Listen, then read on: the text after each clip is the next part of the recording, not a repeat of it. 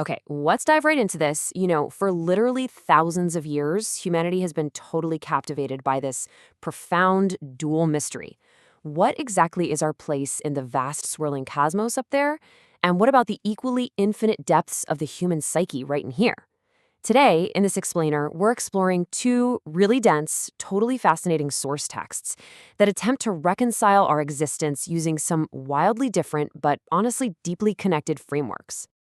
So here's the central burning mystery we're investigating today. Does our spiritual destiny actually lie in the stars above us, or is it in the universe within us? Are the answers to our divine origins just waiting for us out there among undiscovered galaxies and extraterrestrial civilizations? Or is the universe actually a map meant to be turned entirely inward? To wrap our heads around this, we first need to define the two massive concepts presented in our source texts. On one side, we have astrotheology. Think of this as basically the theology of space science. It's an outward gaze trying to understand God's creation across an immense cosmos. On the flip side, we've got occultism, specifically in the tradition of Kriya Yoga. Now, you gotta forget the spooky pop culture definitions of the occult here.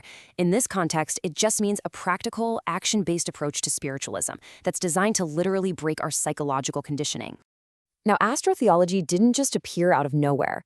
As our source notes, right after some massive cultural shifts in the mid-1960s, a stream of thought combining science and religion started as just a little trickle with scholars like Ian Barbour. But today, it has become a raging intellectual river. It's a full-on branch of systematic theology that directly engages with astronomers, cosmologists, and astrobiologists to figure out exactly where we fit in the grand scheme of things. And this theological friction about space? It's been around for millennia. Way before we had telescopes, ancient philosophers like Democritus were already arguing that there must be infinite worlds. Fast forward to the 13th century, and theologians like Aquinas are arguing for just one single world.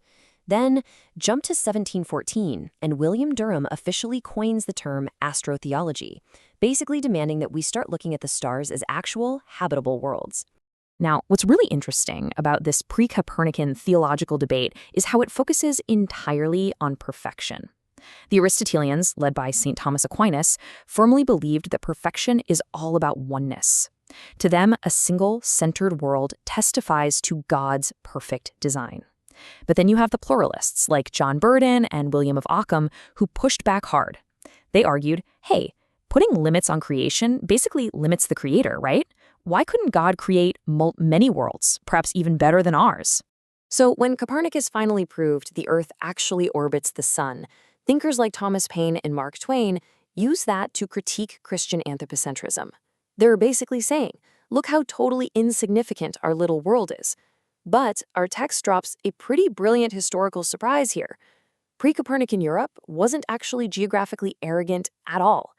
They were what's called diabolocentric.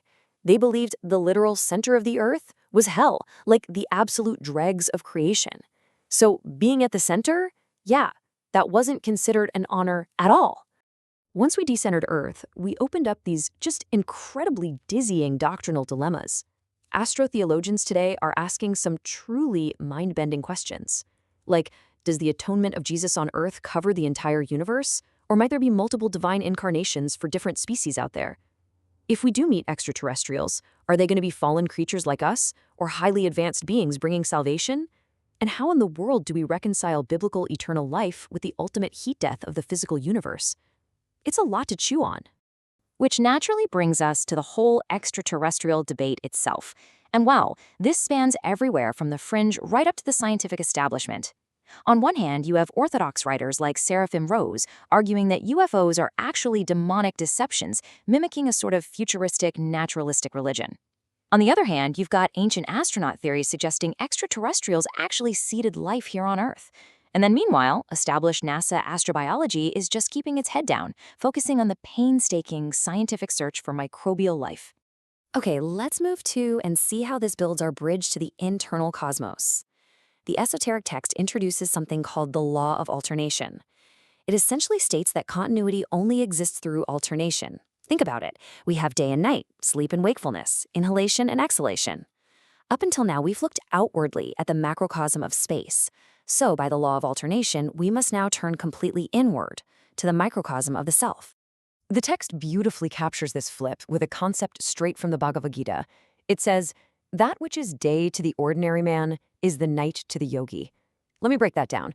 The ordinary person is awake to the objective, busy world of the day, earning money, worrying about what's for lunch, but completely asleep to the subjective, divine within. The yogi, though, practices the exact opposite. They are awakening to the inner light while letting all that frantic outward world become their night. This inward shift completely transforms how we view the stars themselves. In these esoteric traditions, instead of looking up at physical planets in the sky, the zodiac is actually used as an internal sacrament of Kriya Yoga. So we're not talking about fortune-telling here or, taking weird pride in your sun sign. It is an intense, year-long meditation practice that maps the stars directly onto your own physical and psychological body, all to wash away personal complexes. And this brilliantly illustrates the science of correspondence, that classic idea of as above, so below. The practitioner literally spends 1 month meditating on each sign, mapping it to a specific body part. For example, when the sun is in Aries, you meditate on your head. Taurus corresponds to the face and voice, Gemini links to the vocal cords, Leo to the heart. You get the idea. It is a very literal, step-by-step internalization of the cosmos. Once the zodiac is internalized, the practitioner moves on to the meditations of the five-pointed star. Picture this. Standing with your arms stretched out at sunrise, you visualize yourself as a literal star. Over the course of the year, broken into these 72-day cycles, you meditate on drawing your physical matter from the 5 elements: solid, liquid, fire, gas, and ether. The whole goal is purifying your physical actions and your faculties of sense. Then comes this highly atmospheric visualization known as the double pyramid of space.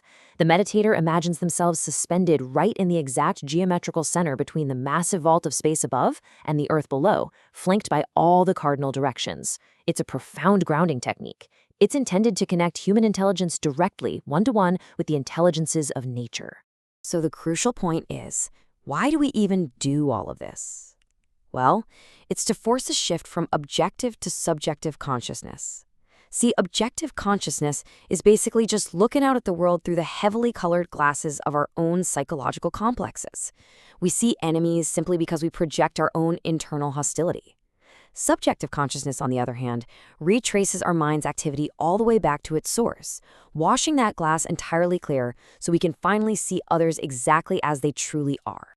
And this cleansing process is actually timed with the lunar sacraments. Practitioners use the full moon to observe how their consciousness reflects outward into their daily actions. Then, during the new moon, they practice retreating entirely into that subjective source. During these periods, they maintain a strict liquid diet, stuff like milk, fruit juice, or yogurt, to physically and mentally distill their consciousness, eventually mapping this entire process to their own personal astrological birth chart. But the esoteric text does give a pretty stark warning here. All of this highly technical astrological knowledge, it's completely useless without the continuous practice of everyday human virtues. Think of it like this. Purchasing a metro ticket doesn't magically transport you home. You still have to actually get on the train.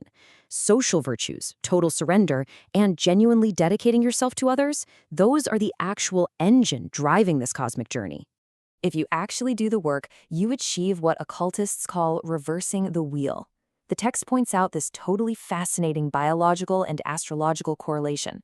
After 9 months of gestation in the womb, there are roughly 90 astrological degrees left to complete the circle. In nature, those 90 days are naturally expanded into a long, drawn-out 90-year human lifespan. The ultimate goal of this spiritual practice is to reverse that expansion, condensing a whole lifetime of spiritual purification into a highly accelerated journey.